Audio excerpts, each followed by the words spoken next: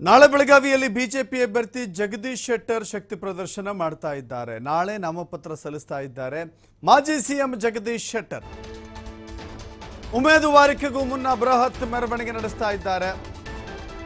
ಬೆಳಗಾವಿ ಲೋಕಸಭೆಯ ಬಿಜೆಪಿ ಅಭ್ಯರ್ಥಿ ಜಗದೀಶ್ ಶೆಟ್ಟರ್ ಸಮಾದೇವಿ ಮಂದಿರದಲ್ಲಿ ಪೂಜೆ ಸಲ್ಲಿಸಿ ಮೆರವಣಿಗೆ ನಡೆಸ್ತಾರೆ. ಜಿಲ್ಲಾಧಿಕಾರಿಗಳ ಕಚೇರಿವರೆಗೂ ಕೂಡ ರ್ಯಾಲಿ ಆಗುತ್ತೆ ಜಗದೀಶ್ ಶೆಟ್ಟರ್ದು. ಜಗದೀಶ್ ಶೆಟ್ಟರ್ಗೆ ಬಿಎಸ್ ಯಡಿಯೂರಪ್ಪ, ಗೋವಾ ಸಿಎಂ ಪ್ರಮೋದ್ ಸಾವಂತ್ ಸೇರಿ ಹಲವರು ಸಾಥ್ ಕೊಡ್ತಾರೆ.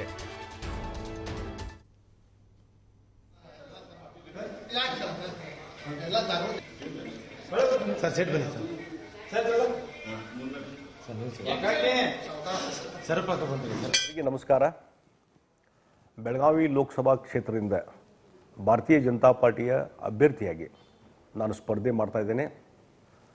ಸನ್ಮಾನ್ಯ ನರೇಂದ್ರ ಮೋದಿಜಿಯವರನ್ನ 3ನೇ ಬಾರಿ ಈ ದೇಶದ ಪ್ರಧಾನಮಂತ್ರಿ ಮಾಡಲಿಕ್ಕೆ ಎಲ್ಲರ ಸಹಕಾರ, ಎಲ್ಲರ ಆಶೀರ್ವಾದ ಬೇಕಂತ ವಿನಂತಿ ಮಾಡ್ತೀನಿ. ಏಪ್ರಿಲ್ 17ನೇ ತಾರೀಕಿಗೆ ಬೆಳಿಗ್ಗೆ 10 ಗಂಟೆಗೆ ನಾನು ನಾಮಪತ್ರ ಸಲ್ಲಿಕೆ ಮಾಡ್ತಾ ಇದ್ದೇನೆ.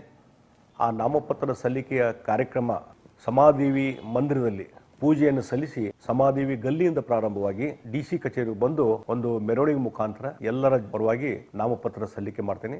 ದಯವಿಟ್ಟು ಈ ಕಾರ್ಯಕ್ರಮ ಯಶಸ್ವಿಗೊಳಿಸಲಿಕ್ಕೆ ಕಾರ್ಯಕ್ರಮದಲ್ಲಿ ಭಾಗವಹಿಸಬೇಕಂತ ವಿನಂತಿಯನ್ನು ಮಾಡ್ತೀನಿ. ನಮಸ್ಕಾರ. ಎಲ್ಲರಿಗೆ ನಮಸ್ಕಾರ. ಬೆಳಗಾವಿ ಲೋಕಸಭಾ ಕ್ಷೇತ್ರದಿಂದ ಭಾರತೀಯ ಎಲ್ಲರಿಗೂ ನಮಸ್ಕಾರ. ರಾಮನವಮಿಯ ಶುಭಾಶಯಗಳು.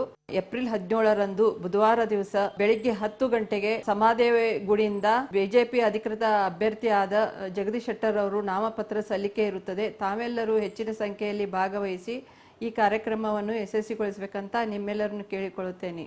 ನಮಸ್ತೆ. ಎಲ್ಲರಿಗೂ ನಮಸ್ಕಾರ. ರಾಮನವಮಿಯ ಶುಭಾಶಯಗಳು. ಏಪ್ರಿಲ್ 17ರಂದು ಬುಧವಾರ ದಿವಸ ಬೆಳಿಗ್ಗೆ 10 ಗಂಟೆಗೆ ಸಮಾದೇವಿ ಗುಡಿಯಿಂದ ಬಿಜೆಪಿ ಅಧಿಕೃತ ಅಭ್ಯರ್ಥಿಯಾದ ಜಗದೀಶ್ ಶೆಟ್ಟರ್ ಅವರು ನಾಮಪತ್ರ ಸಲ್ಲಿಕೆ ಇರುತ್ತದೆ. ತಾವೆಲ್ಲರೂ ಹೆಚ್ಚಿನ ಸಂಖ್ಯೆಯಲ್ಲಿ ಭಾಗವಹಿಸಿ ಈ ಕಾರ್ಯಕ್ರಮವನ್ನು ಯಶಸ್ವಿಗೊಳಿಸಬೇಕಂತ ನಿಮ್ಮೆಲ್ಲರನ್ನು ಕೇಳಿ